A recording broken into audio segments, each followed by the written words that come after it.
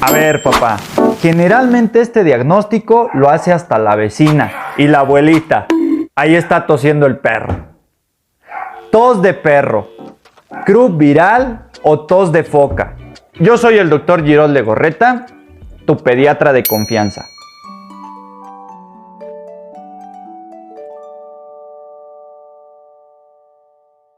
Y hoy te voy a hablar de esa cuestión que normalmente y anteriormente las abuelitas hacían el diagnóstico. Hija, lleva ese niño al pediatra que trae tos de perro.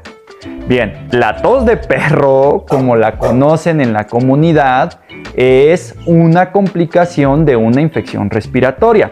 Se llama croup o laringotraqueitis.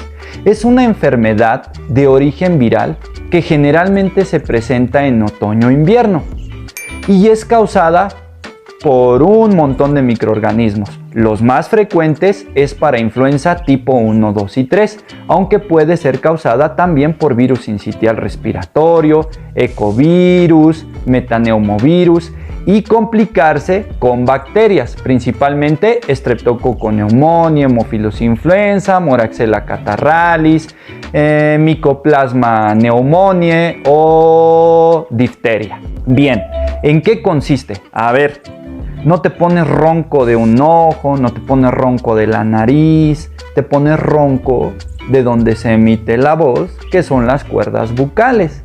Entonces, cuando un bebé ya está con disfonía, ronquito, es porque ya la infección ha bajado a las cuerdas bucales y entonces emite otro sonido y entonces hace como una foquita. Hay una tríada clásica que en medicina todos los médicos pediatras la conocemos: estridor laríngeo, tos foca o de perro y disfonía. El 60% de la población cursa con una enfermedad leve. Un 4% puede cursar con una enfermedad grave y hasta el 1% requieren de una intubación. Pero papá, si esto pasa, pues es porque no llevaste a tu bebé a una revisión adecuada. Nosotros como médicos valoraremos qué tipo de tratamiento le vamos a dar de acuerdo a múltiples escalas. Cada quien utiliza la que mejor le acomoda y la que domina. ¿Cuál es la mejor? Pues la que domina el médico.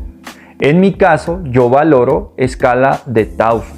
El tratamiento se centra en antivirales, cuando se requieren, antibióticos y la piedra angular del tratamiento, único de los casos, es un antiinflamatorio de tipo esteroideo, inyectado y nebulizado. Y en casos graves, adrenalina racémica. Pero eso ya te lo comentaré en mi consultorio. Es bien importante, como siempre te he dicho, que tengas las medidas generales.